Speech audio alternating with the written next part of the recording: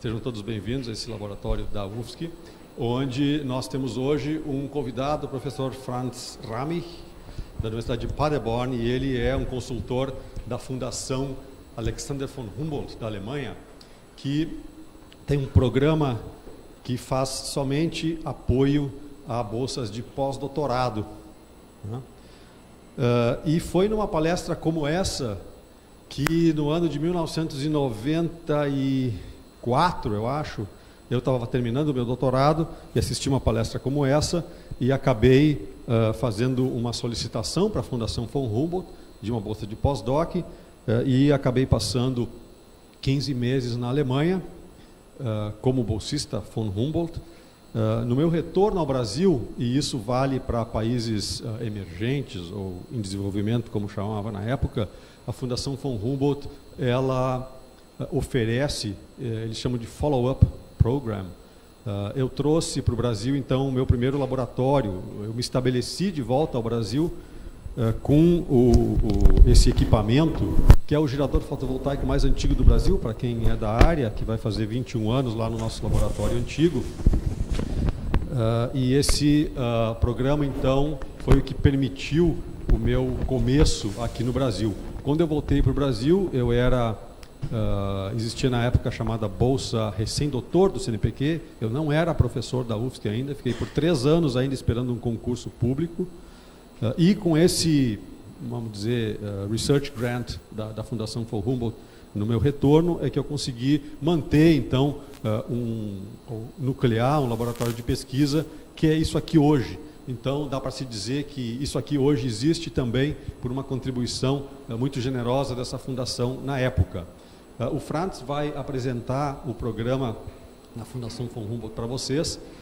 Nós estamos transmitindo isso aqui ao vivo e gravando também, por isso que eu estou usando o microfone, o Franz vai falar no microfone. Se vocês tiverem perguntas, por favor, peçam um microfone para falar, né? Nós vamos guardar as perguntas para o fim, então resolvam assim o que vocês vão perguntar e guardem para o fim da conversa e aproveitem bem essa oportunidade, tá? De todas as bolsas que eu conheço, uma das mais generosas. A Fundação von Humboldt, ela cuida de você para o resto da vida. Você passa a ser parte de um grupo de pessoas que está sempre buscando excelência acadêmica, publicação. Ele vai falar bastante que é fundamental para vocês conseguirem ter acesso a uma bolsa dessas. É bastante competitiva, mas também, e é em todas as áreas, tá? Isso é importante dizer, qualquer área do conhecimento. Acho que o Franz também vai falar bastante sobre isso. Então, sem muito mais delongas, Franz, welcome and please. Yeah, thank you that you already gave the important information. So I can concentrate on details now. Well, it's really my pleasure to introduce to you this joint program of CAPES and Alexander von Humboldt Foundation, as it made the exchange of postdocs between Brazil and Germany much more efficient. So I will first say a few words about the Humboldt Foundation in general, and afterwards then go into more details concerning this special CAPES Humboldt program, which is rather unique. I think it's the only country where we have such a bilateral contract as we have in between CAPES and the Humboldt Foundation. Well,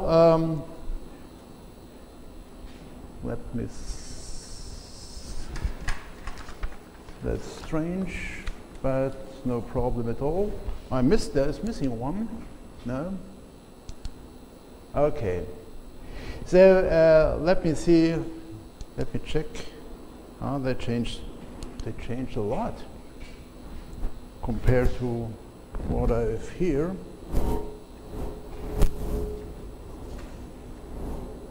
This will be a miracle, as my printed version is different from the from the online version, but whatever.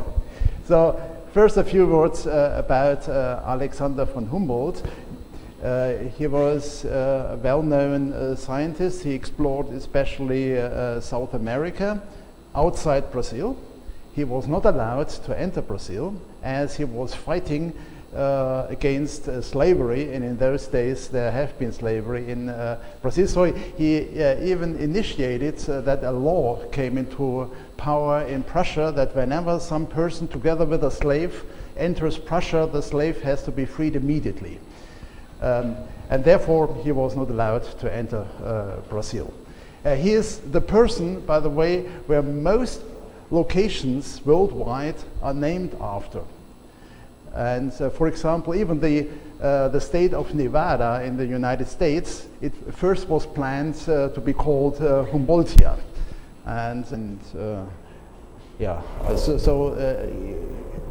If you have questions about this, I give you later a contact where you get all the help you are interested in. So I already mentioned that the money now is coming from the government, and here you see where it is coming and what is the amount of money. It's not so large. It's only 130 million euros, and this it's ridiculous. Some politician says, and this should be important, where it's so cheap, and but it is easy to be convinced to select the right people, the right leaders in science worldwide. Then with a small amount of money you can have a big impact. So these are the 130 million euro which are spent per year. Half of this comes from the Federal Ministry of Education and Research, a large part from the Foreign Office, and then something from Economic Cooperation and Development, and that's the Federal Ministry for Environment, Nature Conservation and Nuclear Safety. Some little money is coming from the European Union as well, and the rest is, well, some assets are still surviving after survive after inflation, and some donations came in, and about 4% comes from interest from the assets, and some donations which regularly are coming. So now, what are the sponsorship opportunities offered by the Alexander von Humboldt Foundation? For you as Brazilians, it is a little bit restricted. That's due to the contract with CAPES. The idea behind this contract is that CAPES in principle is paying the scholarship. However, with the rates CAPES is giving, and this is much less than Humboldt will give, and therefore the contract says that Humboldt is then increasing the monthly scholarship to the level which is usual for a Humboldt scholarship. But due to this contract, you as Brazilian, you have no access to the standard Humboldt Research Fellowship and to the standard Georg Forster Research Fellowship. Georg Forster was traveling with Thomas Cook.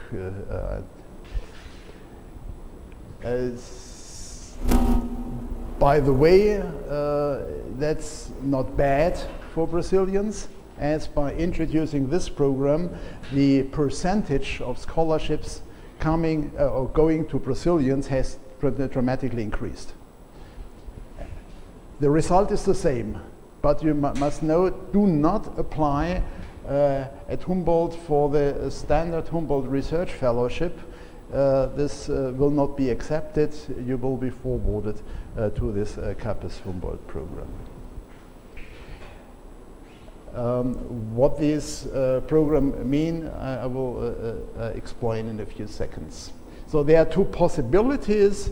Either you are a postdoc up to 4 years after completion of the PhD, then you are treated as a postdoc researcher, or up to or more than 4 years, and then up to 12 years after completion of a doctorate, you are treated as an experienced scientist, and some some other criteria will then apply. Of course, otherwise it wouldn't be fair to compare a young scientist with an experienced one. So these are the two main options. This one here, where we can apply as well, is rather special, the Sofia Kovalevskaya Award, but that's mainly for persons who want to go to Germany in order to establish themselves there. So this gives you money to establish your own research group in Germany. It's very competitive. Only 6 of these awards are given per year in over all disciplines, over all countries. Sofia Kovalevskaya, by the way, was the first female professor in mathematics, a Russian, and she lived from 1850 to 1890 or so, so she died rather early. And then I don't see, besides these two gentlemen, nobody who would the right persons for this year. This Friedrich Bessel Research Award for very experienced but at the same time very outstanding researchers. And then some other programs are available as well, but we will concentrate on this Capes Humboldt research program.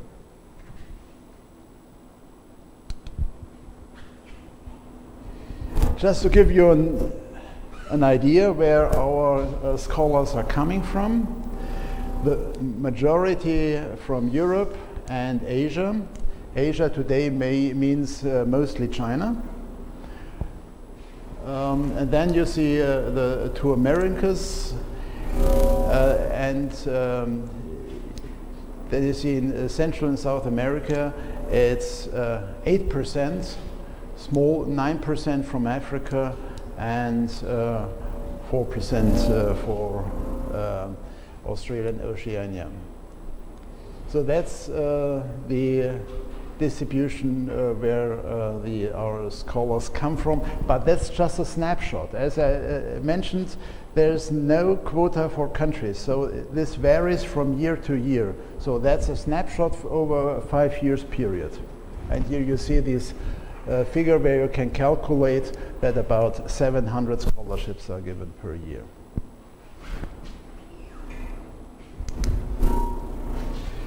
Concerning the disciplines, and we will later see it looks different for the Capes Humboldt program.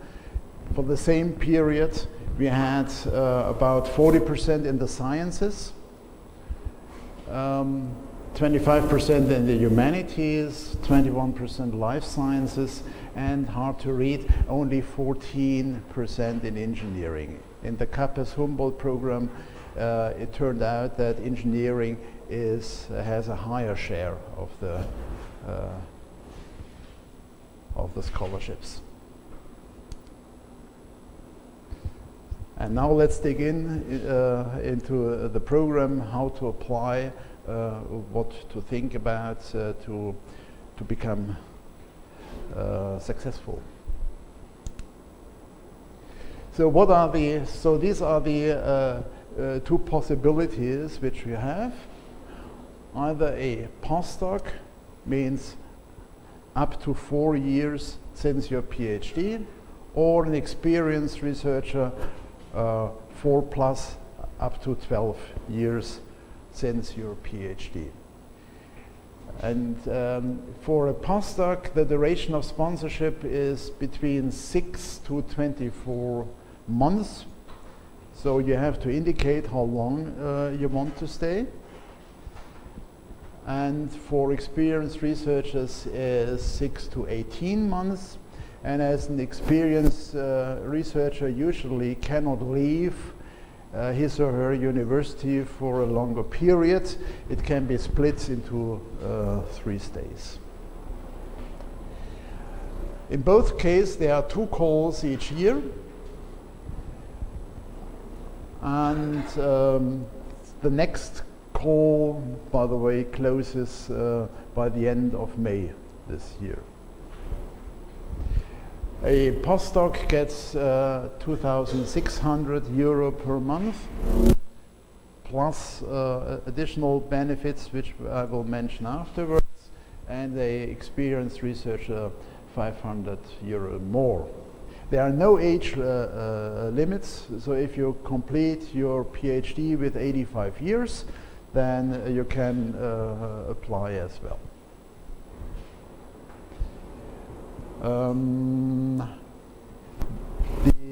All the slides have been copied. I think they can freely be distributed, so that you have all the links available which are mentioned here. So what do you receive?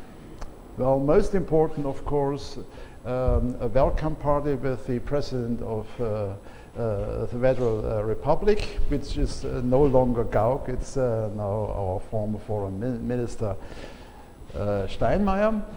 A really fantastic event every year in a very relaxed environment in the park of the castle, which is the official building for the president, and usually the president takes a lot of time discussing with the different scholarships about their plans and so on.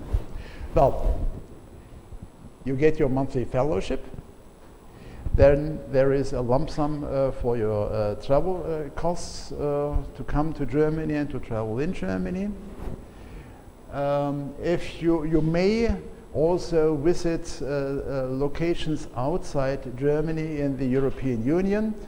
This is not allowed to exceed 1/4 of the time, and for this some support, travel support and so is provided as well. Language courses are provided and paid. If you come with family, the monthly fee is increased so that your spouse can survive as well. The host institute gets some money for the additional costs they have, providing a lab or an office room and so on. There is a study tour visiting various locations in Germany. There are network meetings and the already mentioned annual meeting in Berlin. And a very interesting alumni program afterwards. I will speak about this. So this is the idea: once a Humboldtian, always a Humboldtian. And this means continuously from then on you will be supported by the foundation. So what are the requirements? I already mentioned. Humboldt is interested in excellent researchers. And by making the selection up to now, it was really successful. 15 Nobel Prize winners up to now are Humboldtians. So they previously got a scholarship from the Humboldt Foundation. So you can see it from the other side. Getting a scholarship from Humboldt is really a kick for your career. Then you are noticed. You need to have a really above average doctorate. That's number one requirement. And you need to have a publication record, mostly concerning quality, not so much in quantity, which is well above the average of the comparable group.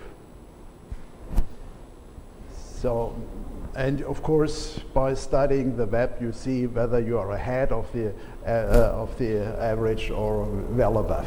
So there's a sentence which you hear again and again in the selection committee meetings: we do not sponsor average people. So it must be clearly above average. You need to have an agreement of an academic host. Later we'll tell you how to find one. Best is that you already know one and come into contact with them, but otherwise they are good tools how to find an appropriate host for you. And you must be sure that this host really is supporting you. That's another criteria in the selection committee meetings, checking whether the person is welcome, as otherwise they will not be not be able to establish a fruitful cooperation. So sometimes you get some statements, that's fine, I get another person working for me. No chance with such statements. You have to provide a research proposal for which it becomes clear that you are the author, that you made the proposal. You may check with your host whether it fits into their program. Of course you should do, otherwise it would be questionable whether it is a good idea to go to this location. But it must be clear that's your proposal, your research, as the selection committee also and the reviewers, they have to check by the quality of such research proposal that you're a serious, above average scientist. We are here in engineering, so don't bother about this strange language called German. Usually in most engineering labs in Germany, the language is English, as they are mostly international organized labs, so English is okay. For person working in the humanities, of course, then it's essential that they speak German. So you cannot publish about German literature if you don't speak German, of course. You see on the right side for experienced researchers, the benchmark is a little bit higher. So concerning the publications, it must be evident that you have a clearly defined academic profile, which we cannot expect for a young person just after the PhD. Usually then you're still in the phase of searching, of positioning you into the field. The rest is more or less the same. For experienced researchers, you also expect that the person has already some independent academic activity. For example, as an assistant professor or as a research group leader or things like this. Okay, if you are sure that concerning this criteria you fit, then go on. Then there are online forms which you have to complete, and as it is a joint program and we have bureaucracy, you have to do it twice. The forms look different, the CAPAS and the Humboldt form, but concerning the content, they are more or less the same. But bureaucracy, the forms are different. And you have to complete both of them and provide then together with this form the identical documents to CAPAS and Humboldt. Why the identical material? Both organizations then assign reviewers independently. So you will have at least one reviewer from the CAPAS and the Humboldt side, in many cases more than one. There are 2 calls per year, and the plans at the moment that the program will last at least until 2020. It's more or less decided, but some final signatures are missing. I think from the Brazilian side, but you are close to election. Maybe people hesitate now to make signatures. So you see here the dates.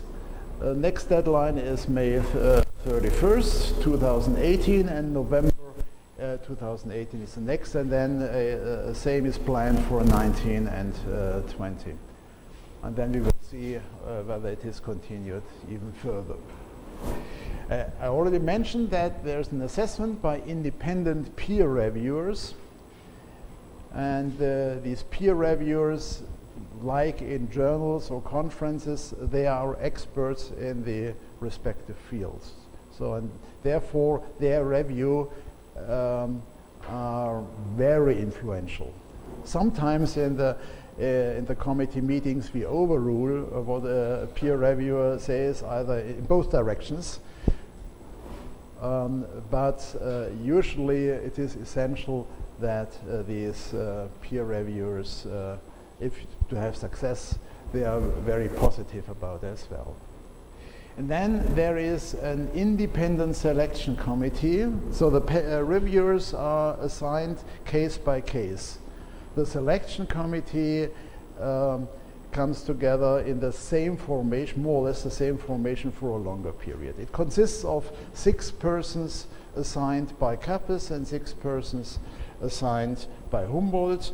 2 of the persons assigned by Humboldt have relationships to Florianopolis. One is Chilene de Oliveira, and the other one is me. I did spend one sabbatical here, and I have good friends here in Florianopolis. Others are coming from USB and some other locations. The decision then is made after an intense discussion, and we spend a lot of time, 2 days, discussing the cases. After an intensive discussion just by voting, and so these persons who get the most votes then win the scholarship. And there's then the rule that there's a veto right from both sides. So if a majority of the Kappes members don't want to give a scholarship, or the same if the majority of the Humboldt side doesn't want to give a scholarship, then it cannot be given, even if it would get a lot of votes. It's never happened up to now. So and if you observe independently the selection committee, you cannot identify who has been assigned by Kappes, who has been assigned by Humboldt.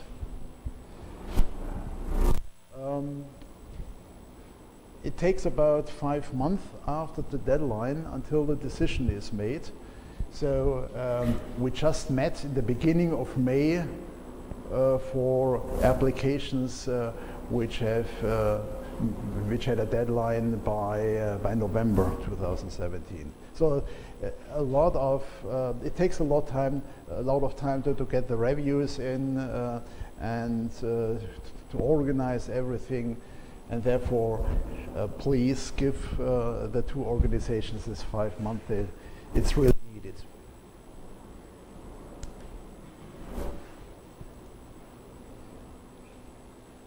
Now the question how to find a host in Germany. Well, one chance is that you already know someone.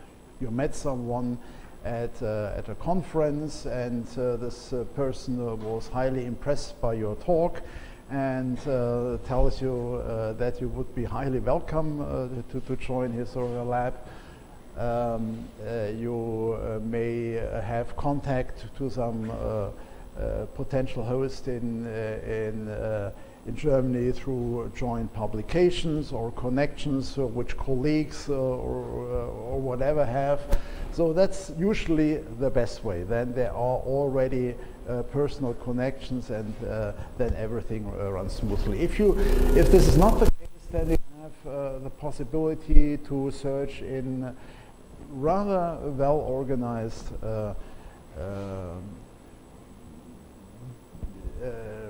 web-based files. There's the network of Humboldt itself. There's this Euroaccess Germany website where you find a lot of researchers, and there's this research explorer from DAAD, that's the German Academic Exchange Service, and DFG. DFG is more or less the same as CMPQ here in Brazil. So you can look in these files, but my advice is ask colleagues. Even if you did find someone in the files, it's just some information. If you have no personal impression, what person is it? Maybe you find some colleagues say, Mr. Müller, yeah, that's a very interesting person, or Mr. Meyer, never go to his lab, he is a real devil. So it makes always sense to have some personal information. I told that the distribution in the concerning the topics is different in this CAPES program.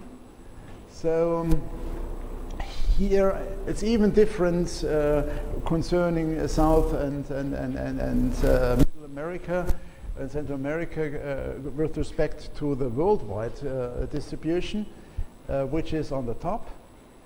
And on the bottom you see the CAPES Humboldt research fellows.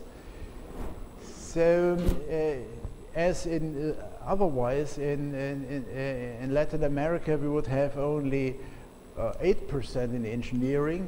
In this CAPES Humboldt program we have 18% in engineering, and on the other hand less sciences compared to the Latin American average.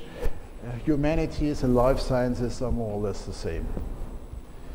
I do not know the reason for this. Maybe you Brazilians, you are more oriented towards engineering than other countries in South America. Here you see where the scholars from Brazil came from. It's not so surprising.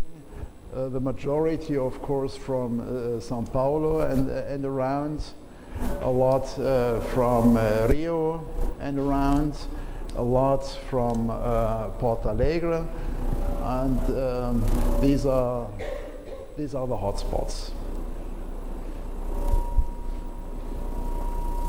So, but if you look at São Paulo together with Campinas, São Carlos, so that's really the majority. And here are the locations in Germany where these CAPES Humboldt scholars went to. So it is distributed over the country. Again, you see the hotspots: Berlin, München, and Frankfurt. This might be locations Brazilians know, and fantastic locations like Paderborn is not mentioned here, so nobody in Brazil knows where Paderborn is. It's easy to find. It's just in the center. We are the center of the world, as we are in the middle of Germany. Germany is in the middle of Europe, and the way we are drawing maps in Europe, Europe is in the middle of the earth, so Paderborn is the center of the world. So if you consider Paderborn to go there. Finally, showing that once you did win a scholarship, you benefit your entire life from it. It's the alumni sponsorship and networking. So there is a network of up to now 28,000 alumni all over the world, half of them in Europe, and then two large parts in Asia and North America.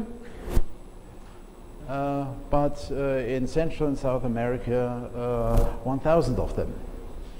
So, and that's really a network. So more or less in every country there is a Humboldt Club, and if you travel there, then you're welcome.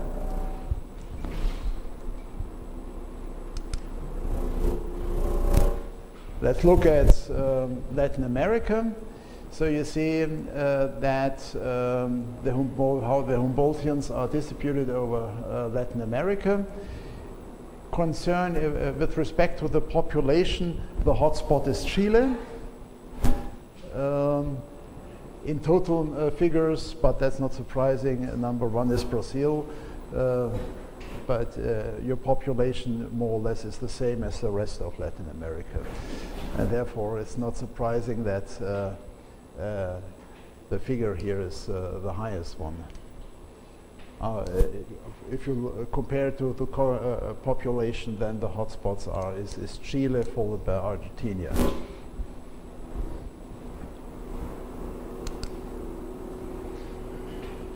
So what are the benefits of being a Humboldtian? As I already mentioned, once a Humboldtian, ever, always a Humboldtian. That's the idea behind. There's a possibility to have further research stays.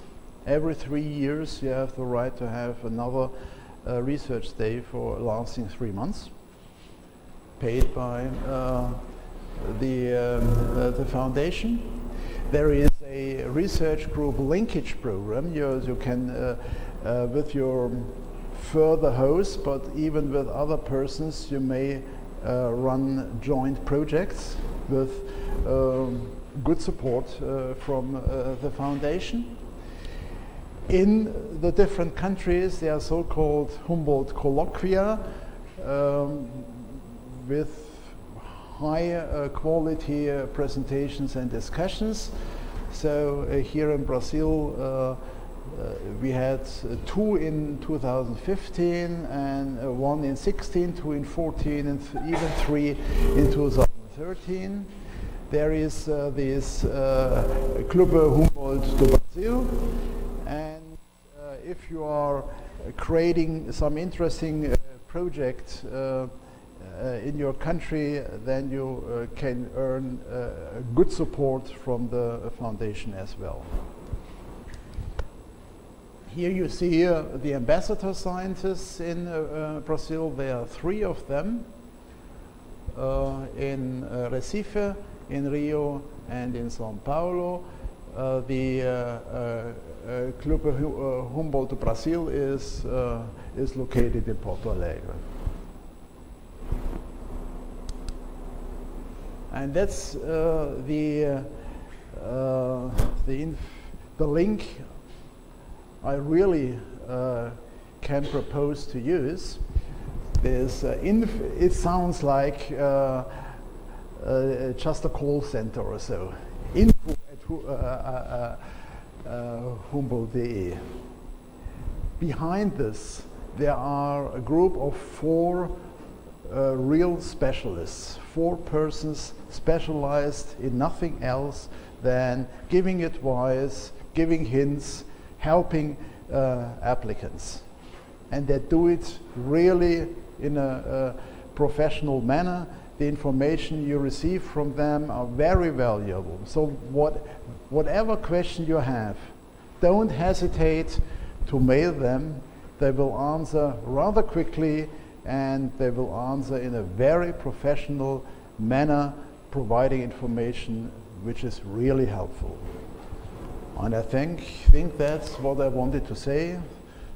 Thank you for your patience, and I would be happy to see some of you then in the written form, in form of an applicant in one of the selection committee meetings coming on. The next one in November for the cases where the application deadline was end of May. Okay, thank you.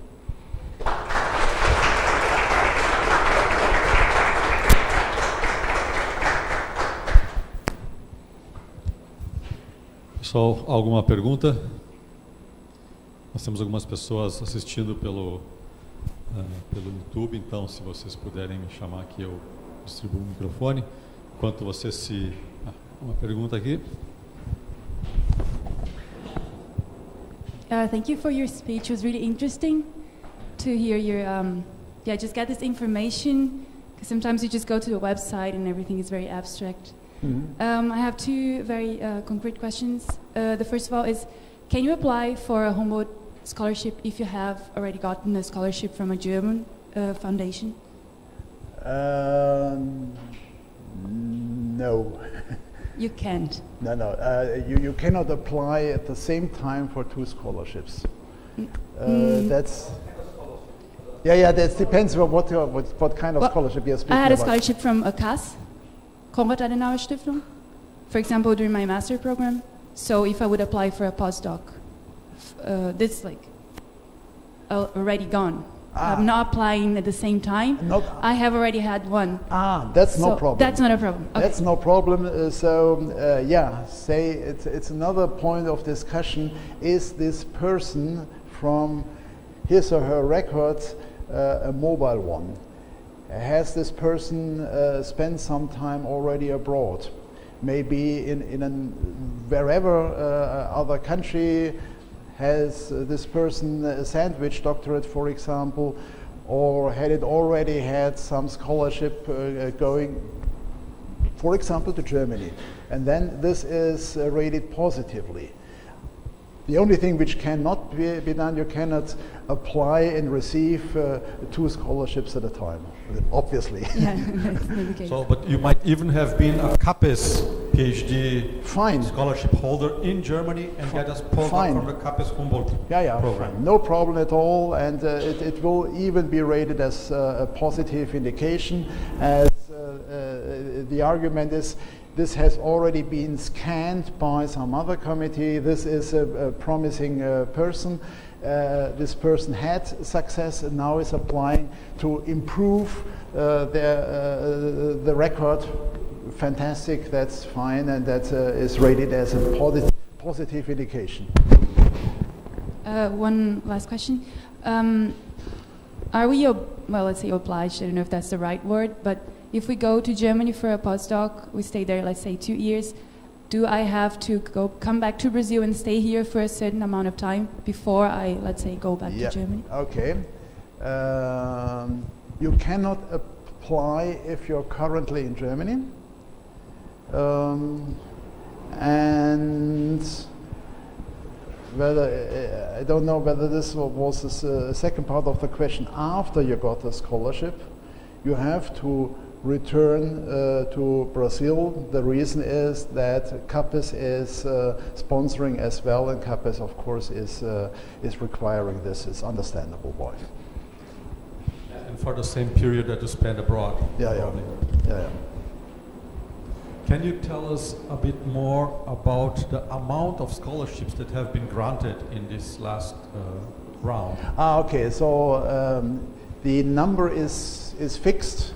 It's 2 rounds, and in both rounds there are 12 scholarships. So per year there are 24 are given, which is a higher percentage than any other country from Central and South America, and definitely more than scholarships have given to Brazilians before this program has been established.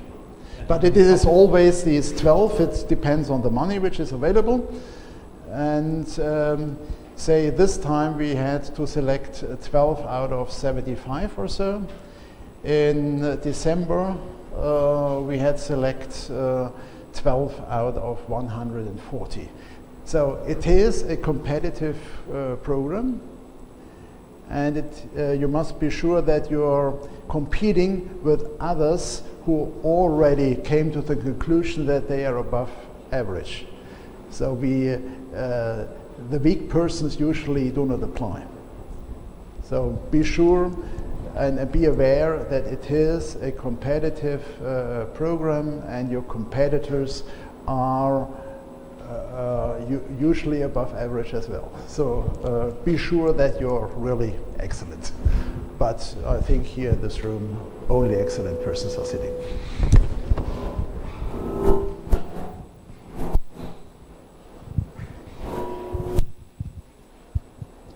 Please, if I apply, will I be competing with all the applicants Or like there's a sector for engineer, or I'll be No. evaluated, I guess. No, as I mentioned, there is no quota, and therefore, by good reasons, there is one final selection committee making the selection over all the disciplines. So you may compete with a philosopher. And it's then, of course, complicated to compare. But if the selection committee comes to the conclusion that you are brilliant, but this philosopher is even more brilliant, then you lose. This may happen. But that's due to the fact that there are no quotas. If you don't have quotas, that's the only way to proceed. You can be sure that the committee members are nasty. And of course, the engineers would be happy if a lot of engineers are successful, so they are very nasty with the philosophers and the people from the sciences and vice versa. And all this together is my observation, results then in a really fair judgment, as all the 12 are nasty.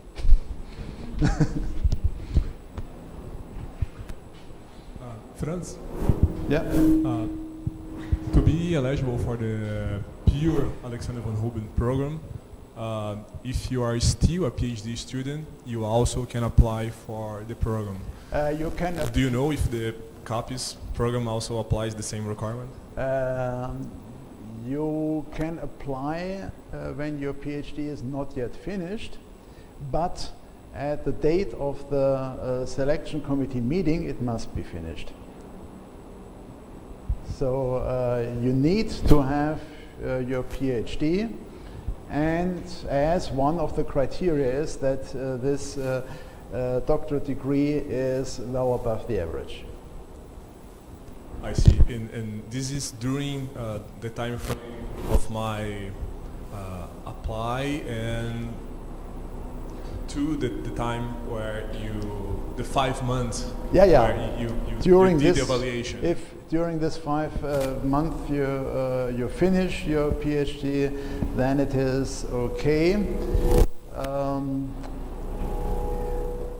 I know from the pure Humboldt program, then the date which really counts is the committee meeting.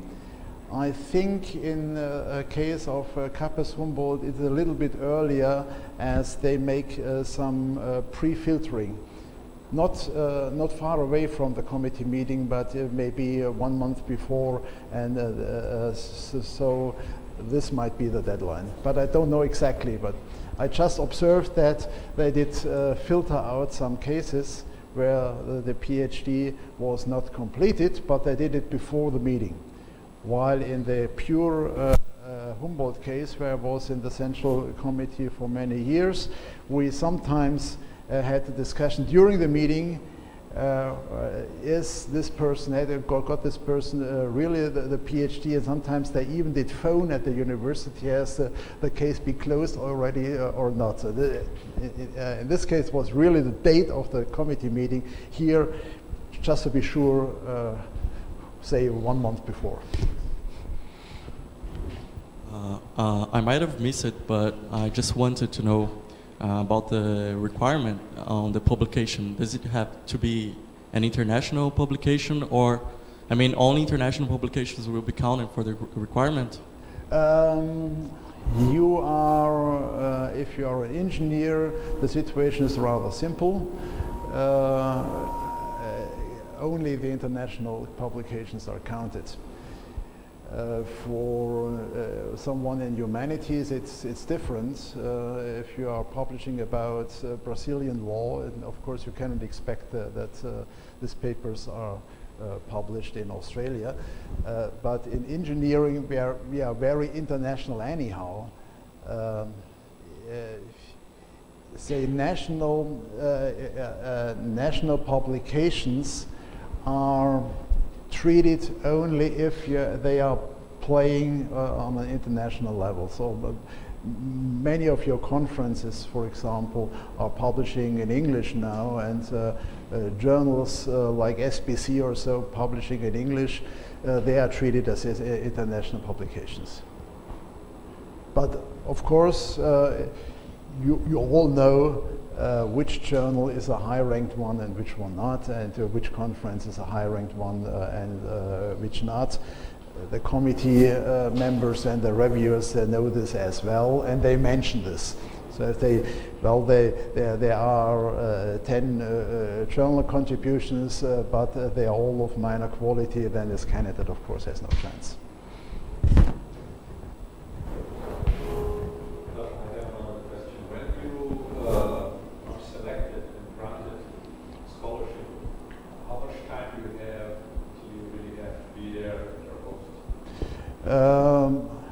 I do not know exactly, as after the selection committee meeting, I'm not responsible what's going on then. But what I've learned is that the Humboldt Foundation is very flexible. So if you can negotiate with them.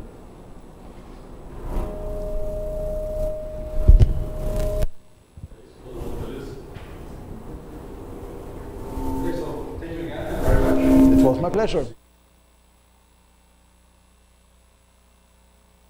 I would be happy.